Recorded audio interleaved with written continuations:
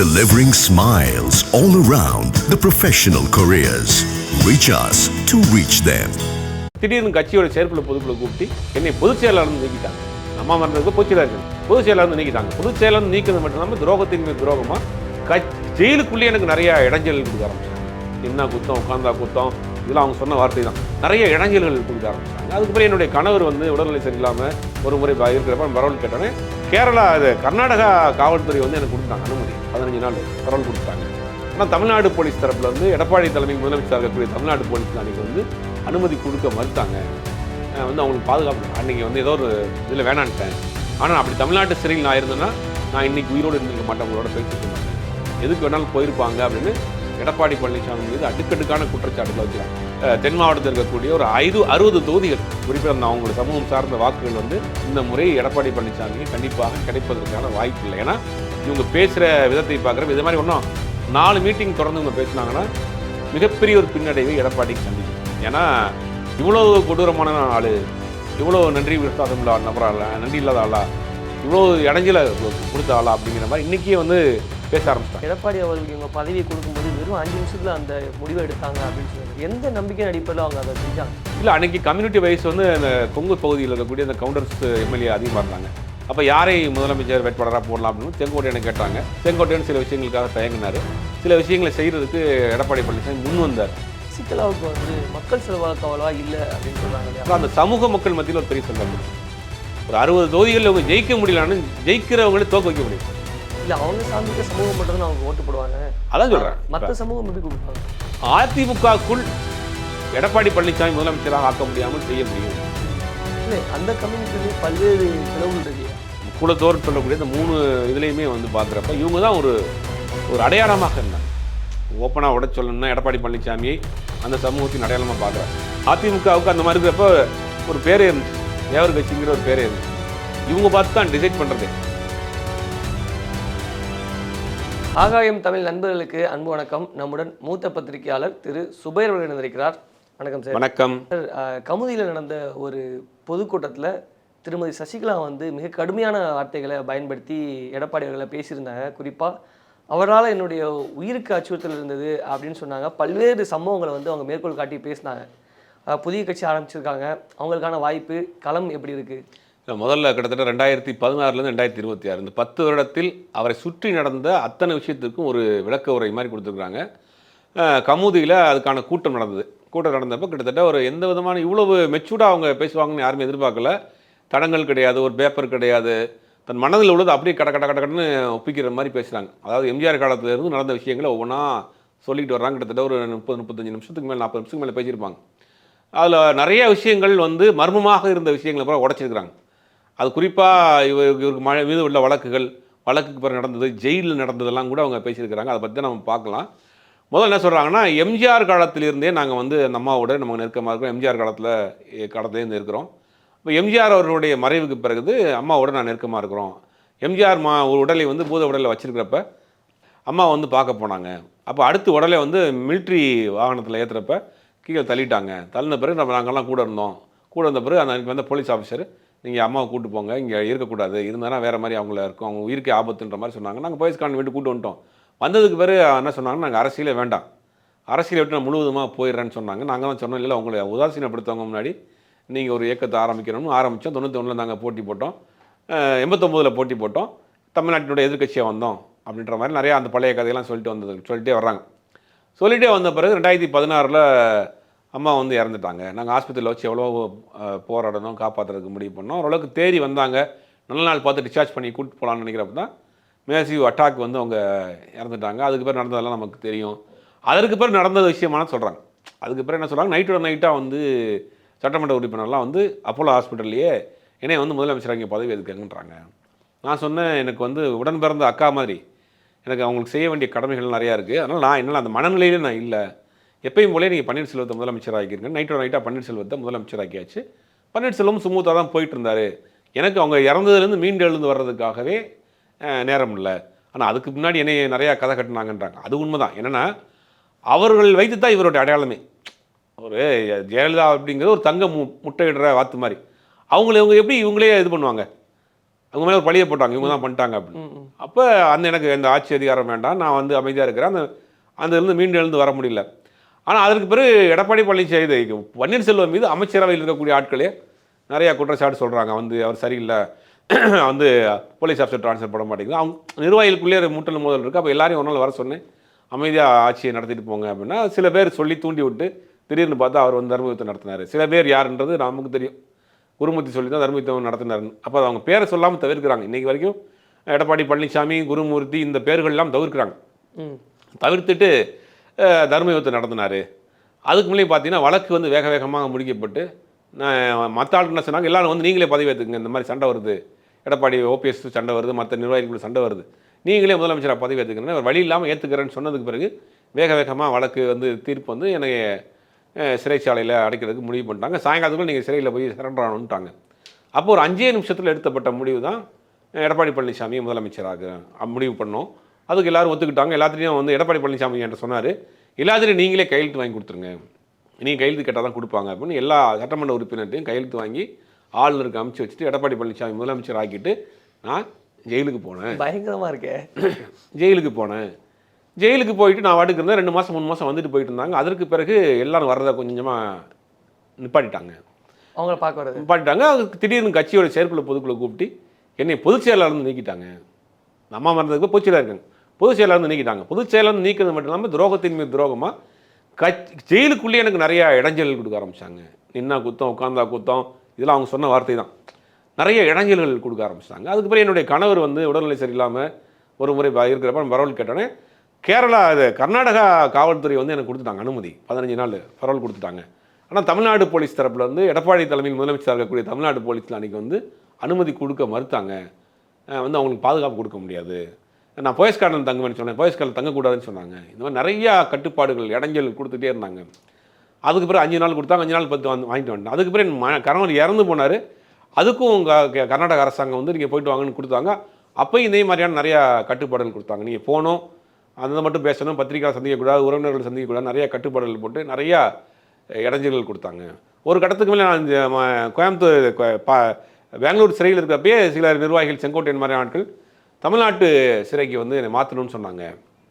2 home secretary letter கொடுத்தா போதும், மாற்றிடலாம். எதுக்காக மாற்றணும்னு நினைக்கிறாங்க? மாற்றினா தமிழ்நாட்டில் இருந்துட்டு போகணும், நம்ம ஆட்சி இருக்குது பார்த்துக்கலான்னு. நல்ல வேலைக்கு நான் வந்து அன்றைக்கி வந்து ஏதோ ஒரு இதில் வேணான்ட்டேன். ஆனால் அப்படி தமிழ்நாட்டு சிறையில் நான் இருந்தேன்னா நான் இன்றைக்கி உயிரோடு இருந்திருக்க மாட்டேன், உங்களோட பேசியிருக்க மாட்டேன், எதுக்கு வேணாலும் போயிருப்பாங்க அப்படின்னு எடப்பாடி பழனிசாமி மீது அடுக்கடுக்கான குற்றச்சாட்டுகளை வைக்கிறாங்க. அப்போ இது அவங்க பேசின ஸ்பீச்சை பொறுத்த வரைக்கும் ஒரு யதார்த்தமான ஒரு ஸ்பீச்சாக இருக்குது. ஒரு மேடைக்காக பேசல, தன்னுடைய மனதில் இருந்த 2016 2026 வரைக்கும் ஜெயலலிதா அவருடைய மறைவு, இவருடைய வழக்கு, இவர் சிறைச்சாலைக்கு போனது, சிறைச்சாலைகள் நடந்தது, பரோலில் வந்தது, இவரை பொதுச் செயலாளர் நீக்கினது, எல்லாத்தையும் பேசுகிறாங்க. எல்லாத்தையும் மனதில் உள்ளதெல்லாம் சொல்லிடுறேன், இதுதான் நடந்துச்சு அப்படின்ற மாதிரி எல்லாத்தையும் கடக்கடன்னு ஒப்பிக்கிறாங்க. 2021 சட்டமன்ற தேர்தல் நடந்துச்சு. அப்போ கூட நான் அமைதியாக தான் இருந்தேன், எல்லோரும் ஒன்றா இருந்துட்டு போகிறாங்க, ஓபிஎஸ் இருந்தார், எல்லோரும் இருந்துட்டு போகிறாங்கன்னு விட்டுட்டேன். ஆனால் இப்போ வந்து அப்படி இருக்க முடியாது, அவர்கிட்ட கட்சியை காப்பாற்றணும். கட்சி நாளுக்கு நாள் வந்து பலகீனமாக போயிட்டுருக்கு, 10 தோல்வி ஆயிடுச்சு, இனிமேலும் கட்சி நிர்வாகிகளை காப்பாற்றணும், அதுக்காக நான் வந்து ஒரு இயக்கம் ஆரம்பிக்கிறேன்னு ஒரு கொடியை அறிமுகப்படுத்துகிறாங்க. அதில் வந்து எம்ஜிஆர், அண்ணா, ஜெயலலிதா அவர்கள் கருப்பு சேப்பந்த வெள்ளையில் இந்த 3 பேருடைய ஃபோட்டோ இருக்கிற மாதிரி கொடியை அறிவிச்சுட்டு நான் வந்து அடுத்த கட்டமாக நான் வந்து கட்சியினுடைய பேரை விரைவில் சொல்கிறேன் அப்படின்னு அவங்க சொல்லியிருக்கிறாங்க. இது ஒரு பெரிய ஒரு என்ன சொல்கிறது, பெரிய அதிர்ச்சி வைத்தியத்தை எடப்பாடிக்கு கொடுத்துருக்கிறது அப்படிங்கிறத மாற்று கருத்து கிடையாது. டிடிவி தினகரன் எடுத்த அந்த அரசியலை மீண்டும் இவர் கையில் எடுத்திருக்கார். குறிப்பிட்டு தென் மாவட்டத்தில் இருக்கக்கூடிய ஒரு 60 தொகுதிகள், குறிப்பிட்ட அந்த அவங்களோட சமூகம் சார்ந்த வாக்குகள் வந்து இந்த முறை எடப்பாடி பழனிசாமிக்கு கண்டிப்பாக கிடைப்பதற்கான வாய்ப்பு இல்லை. ஏன்னா இவங்க பேசுகிற விதத்தை பார்க்குறப்ப இது மாதிரி ஒன்றும் 4 மீட்டிங் தொடர்ந்து இவங்க பேசினாங்கன்னா மிகப்பெரிய ஒரு பின்னடைவை எடப்பாடிக்கு சந்திக்கும். ஏன்னா இவ்வளோ கொடூரமான ஆள், இவ்வளோ நன்றி விசுவாசம் இல்லா நபராளா, நன்றி இல்லாத ஆளா, இவ்வளோ இடைஞ்சலை கொடுத்த ஆளா அப்படிங்கிற மாதிரி இன்றைக்கே வந்து பேச ஆரம்பிச்சிட்டாங்க. ஏன்னா இவர் மனம் திறந்து பேசினதில் வந்து இது ஒரு பெரிய இது செட்பேக் தான். அப்போ எடப்பாடி பழனிசாமி இதை எப்படி ஃபேஸ் பண்ண போகிறார்? டிடிவி தினகரனை வச்சு ஃபேஸ் பண்ணுறாங்க. டிடிவி தினகரன் சொல்கிறாங்க இவ்வளோ நாள் சும்மா இருந்தாங்க, இப்போ திடீர்னு கட்சி ஆரம்பிச்சாங்க, அவர் கவுண்டர் கொடுக்குறாரு. அப்போ டிடிவி தினகரனுக்கு ஒரு ஒரு மெசேஜ் சொல்லப்படுது, நீங்கள் இதை கவுண்டர் கொடுங்க, இதை நீங்கள் எடுத்து நீங்கள் தான் ஃபேஸ் பண்ணணும் அப்படின்னு அவருக்கு ஒரு மெசேஜ் சொல்லப்படுது. அப்போ அந்த அரசியல் அவர் கையில் எடுக்கிறார். அப்போ ஓபிஎஸ்ஸை பொறுத்த வரைக்கும் ஓபிஎஸ் பேரே இங்கே அன்றைக்கி யாரோ சொன்னதுனால பண்ணாங்க. ஓபிஎஸ் மேலே அவங்களுக்கு கோபம் இல்லை. ஓபிஎஸ் அன்றைக்கி சில பேர் சொன்னாங்க, அதனால் செஞ்சார். இன்றைக்கி அதுக்காக அனுபவிக்கிறாருன்றாங்க. ஓபிஎஸ்ஐ வந்து தூண்டி விட்டு சிலர் பண்ணாங்க, இன்றைக்கி ஓபிஎஸ்ஸை கழட்டி விட்டாங்க. அது என்ன சொல்ல வராங்கன்னா, குருமூர்த்தி சொல்லி நாங்கள் அன்றைக்கி தர்மத்தை பண்ணார், அன்றைக்கி அதை நம்பி போன ஆட்களை இன்றைக்கி எடப்பாடியை கையில் எடுத்து ஓபிஎஸ்ஸை கழட்டி விட்டாங்க அப்படின்னு பார்க்குறாங்க. அப்போ ஒட்டுமொத்தமாக கடந்த 30 ஆண்டுகளாக இந்த அதிமுகவினுடைய ஒரு பவர் சென்டராக இருந்த சசிகலாவினுடைய பவரை மொத்தமாக எடப்பாடி பழனிசாமி எடுத்துக்கிட்டு துரோகமும் செய்திருக்கார், இடைஞ்சலும் கொடுத்துருக்காருங்கிறத பதிவு பண்ணியிருக்காங்க. இது கண்டிப்பாக தென் மாவட்டம் முழுவதும், திருச்சியிலேருந்து அங்கே நாகப்பட்டினம் வரைக்கும், இந்த பக்கம் மதுரையிலேருந்து ராமநாதபுரம் வரைக்கும், தேனி கம்பம் வரைக்கும் இந்த பகுதியில் இருக்கக்கூடிய முக்குளத்தூர் சமூகத்து வாக்குகள்ங்கிறது இந்த முறை அதிமுகவுக்கு விழுகாது. அதுக்கு சாம்பிள் வந்து டிடிவி தினகரன் தனியாக நின்று தேனியில் வந்து கிட்டத்தட்ட 3 லட்சம் ஓட்டு வாங்கினார், ராமநாதபுரத்தில் ஒரு 3 லட்சம் ஓட்டு வாங்கினார். இது ஒரு பெரிய அடி தான், இடிகை இறக்கியிருக்கிறாங்க. சசிகலா எடப்பாடியின் தலைவர் ஒரு பெரிய இடியை இறக்கியிருக்கிறாங்கன்னு தான் பார்க்கணும். அரசியல் வட்டாரத்தில் பெரிய தாக்கம் இல்லாட்ட கூட அதிமுக வட்டாரத்தில் ஒரு பெரிய பாதிப்பை ஏற்படுத்தும். நீங்கள் பேசும்போது சொன்னீங்க, எடப்பாடி அவர்களுக்கு இவங்க பதவியை கொடுக்கும்போது வெறும் 5 நிமிஷத்தில் அந்த முடிவை எடுத்தாங்க அப்படின்னு சொல்லியிருந்தாங்க. எந்த நம்பிக்கையின் அடிப்படையில் அவங்க அதை செஞ்சாங்க? இல்லை, அன்றைக்கி கம்யூனிட்டி வைஸ் வந்து அந்த கொங்கு பகுதியில் இருக்கக்கூடிய அந்த கவுண்டர்ஸ் எம்எல்ஏ அதிகமாக இருந்தாங்க. அப்போ யாரை முதலமைச்சர் வேட்பாளராக போடலாம் அப்படின்னு செங்கோட்டையனை கேட்டாங்க. செங்கோட்டையன் சில விஷயங்களுக்காக தயங்கினார். சில விஷயங்களை செய்கிறதுக்கு எடப்பாடி பழனிசாமி முன் வந்தார். அதான் உண்மை. சில விஷயங்கள் அதான் அந்த கோவத்தூர் எம்எல்ஏக்கள் அந்த விஷயங்கள்லாம் இருந்தது இல்லையா? அப்போ அதை ஒத்துக்கிறதுக்கு அவங்க வந்தாங்க. அவங்களுக்கு தேவையான விஷயங்கள் செய்கிறதுக்கெலாம் அன்றைக்கி எடப்பாடி பழனிசாமி தயாராக இருந்தார். இவர் தயங்கினார். தயங்கியவர் பின்தங்கிட்டார். தயாராக இருந்தவர் முன்னோக்கி போயிட்டார். இல்லை, இவருக்கு எதனால் அந்த தயக்கம்? யாருக்கு? செங்கோட்டையனை பொறுத்தவரைக்கும் ஒரு இந்த ஆட்சி எவ்வளோ நாளைக்கு போக போகுது, இவங்க வாட்டுக்கு சொல்லிட்டு போயிடுவாங்க. அப்புறம் 10 எம்எல்ஏ வெளியே போயிட்டான், 20 எம்எல்ஏ வெளியே போயிட்டா எப்படி நடக்கும் இந்த ஆட்சி? இவர் துணிஞ்சு இறங்கிட்டார். இந்த நீல் ஆம்ஸ்ட்ராங் வந்து நிலாவில் கால் வச்சு நீல் ஆம்ஸ்ட்ராங்னு சொல்லுவாங்க. அதுக்கு கதை என்னென்னா, நீல் ஆம்ஸ்ட்ராங் வந்து கோ பைலட் தான், ஒரிஜினல் பைலட் உள்ளே இருக்கிறார். கமாண்டிங் அவருக்கு தான் போயிருக்கு. நீங்கள் முதல்ல கால் வைங்க, இறங்குன்னு அவருக்கு ஒரு பயம், தயக்கம். இவருக்கு அடுத்த கோ பைலட்டாக இருக்க நான் இறங்குறேன்னு இறங்கிட்டார். அப்போ துணிச்சலை உடைத்தால் தான் வாழ்க்கையில் ஒரு வெற்றி பெற முடியும், அடையாளப்படுத்த முடியுங்கிறதுக்கு எடப்பாடி பழனிசாமி ஒரு காரணம். அது மட்டும் ஒரு காரணம் வச்சுக்கலாம், மற்றதெல்லாம் ஒரு முன்னுதாரணத்தை எடுத்துக்க முடியாது. அப்போ அதை வந்து எடப்பாடி பழனிசாமி தைரியமாக ஒரு குருட்டு நம்பிக்கையில் நான் பார்த்துக்கிறேன்னு இறங்குறாரு. இந்த சந்தர்ப்பத்தை, இந்த குழப்பத்தை, இந்த கலங்கிய குட்டையில் மீன் பிடிப்பாங்களோ அது பாஜக பிடிச்சிச்சு.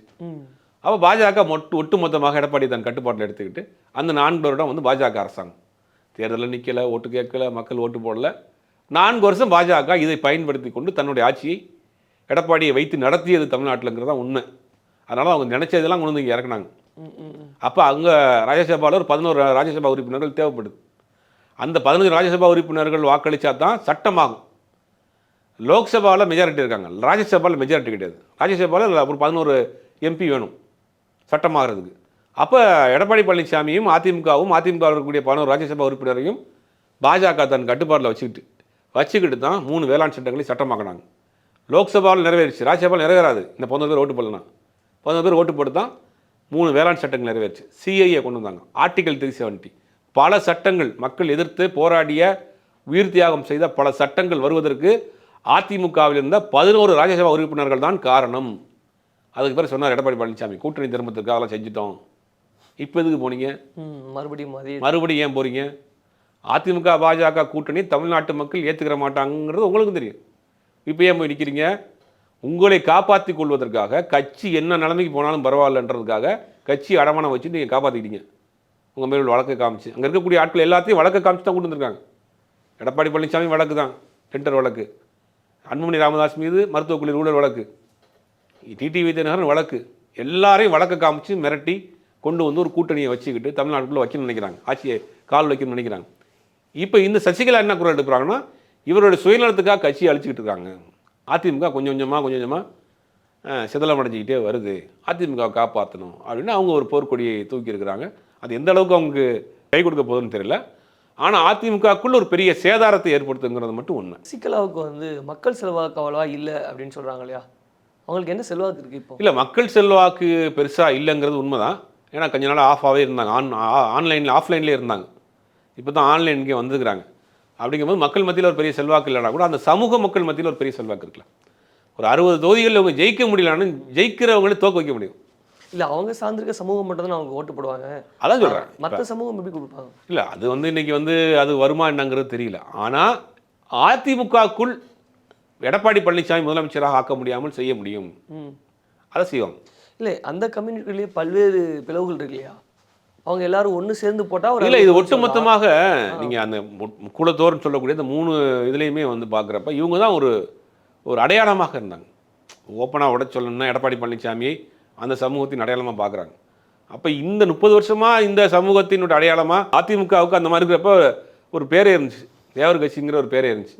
இவங்க பார்த்து தான் டிசைட் பண்ணுறதே. ஆமாம், அப்படிங்கிற மாதிரி போச்சு. இது என்னென்னா, ஜெயலலிதா போன்றவர்கள், எம்ஜிஆர் போன்றவர்கள் எந்த அடையாளத்தோடும் இல்லாமல் உருவாக்கிய ஒரு கட்சி இன்றைக்கி சுருங்கி 2 சமூகத்துக்குள் நடக்கக்கூடிய ஒரு பிரச்சனையாக மாறி நிற்குது. இதுவே ஒரு பெரிய ஒரு பிளவு தான். இது என்னென்னா, இப்போ எம்ஜிஆர் மறைஞ்சிட்டார். எம்ஜிஆர் மறைஞ்சதுக்கு பிறகு ஜான் 2 பிரிவாக பிரியுது. ஜா பிரிஞ்சப்போ 2 தலைவர்களுக்கு பற்றி தான் பிளவு. ஜானகி அம்மா எந்த சமூகம், அவங்க என்ன ஜாதி என்னங்கிறது இது வரைக்கும் தெரியாது. அந்த ஜெயலலிதா அவர்கள் எந்த சமூகம் என்ன ஜாதிங்கிறது அது லேட்டராக தான் தெரியும். அன்னைக்கு என்னென்னா 2 தலைவர்களுக்குள்ள பிளவு, யார் தலைமை பொறுப்பை ஏற்றுக்கிறதுக்கு 2 பேர் பிளவு. அதனால தான் கட்சி 2 வருஷத்துக்கு சேர்ந்துட்டாங்க. 89 தேர்தலில் தனியாக நிற்கிறாங்க, ரெட்டப்புறாவும் சேவலும். ரெட்டப்புறா வந்து ஒரே ஒரு தொகுதியில் PH பாண்டியன் மட்டும் ஜெயிக்கிறாரு. சேவல் எதிர்கட்சி தலைவராக வருது. அந்த மாதிரி வர்றாங்க. 2 வருஷத்தில் ஆட்சி கலைக்கப்படுது. 91 மீண்டும் ஆட்சிக்கு வருது. அன்றைக்கி 89 கலைஞருடைய ஆட்சி கலைக்கப்பட்டதுக்கு காரணமே வந்து இந்த அம்மாவுடைய ப்ரெஷர் தான். கலைக்கப்படுறாங்க. கலைக்கப்பட்டு 91 ஆட்சி தேர்தல் வருது. 91 தேர்தல் பிரச்சாரத்துக்கு வரப்போ ராஜீவ்காந்தி இறந்து போகிறார். ராஜீவ்காந்தி இறந்து போனதுனால தான் அந்த அனுதா வடையில் வந்து அடித்து அதிமுக ஃபுல் ஸ்விங்கில் வருது. அப்போ ஒரு கட்டத்துக்கு மேலே 91 தேர்தல் வர்றப்ப ஜானகி அம்மா சொல்கிறாங்க, எனக்கு அரசியலே வேண்டாம், முழு அரசியல் நீங்களே பார்த்துக்கங்கன்னு அரசியலை விட்டு விலகிட்டு அதிமுகவை ஒன்றிணைக்கிறாங்க. அப்போ 2 வருஷத்துக்குள்ளே அதிமுக ஒன்றிணைஞ்சிருச்சு. அப்போ அங்கே எந்த பிளவும் இல்லை 2 தலைவருக்கு மத்தியில். இன்றைக்கி என்னென்னா, யார் அந்த சமூகத்தின் அடையாளமாக தன்னை அடையாளப்படுத்திக் கொள்வதுங்கிறத 2 பேருக்குள்ள போட்டி. இப்போ அந்த போட்டியில் தான் என்னென்னா அதிமுக மிக சுருங்கி போய் என்னென்னா இந்த மாதிரி நிலைமை வந்த பிறகு அதிமுகக்குள்ளே இருக்கக்கூடிய பல நிர்வாகிகள் வெளியேற ஆரம்பிச்சிருக்காங்க. நம்ம பார்க்குறோம் இன்றைக்கி பலர் டிவி கேட்க போகிறாங்க, இப்போ திமுகவுக்கு போகிறாங்க, பல பிரிவுகளாக பிரிஞ்சு அதிமுக இந்த பலகீனமான நிலைமைக்கு போனது காரணம் தலைவர்கள் மத்தியில் உள்ள பிளவு கிடையாது. அது சரி செஞ்சிடலாம். எம்ஜிஆர் அவர்களுக்கு அந்த மாதிரியான முத்திரை கிடையாது, ஜெயலலிதா அவர்களுக்கு அந்த முத்திரை கிடையாது. இன்றைக்கி இருக்கிற எல்லாருக்குமே அந்த மாதிரியான எல்லாருக்குமே அந்த முத்திரை இருக்குது. அது சமூக முத்திரை இருக்குது, ஒரு சாதி முத்திரை இருக்குது. அதுதான் அதிமுகவுக்கு மிகப்பெரிய ஒரு பலகீனம்.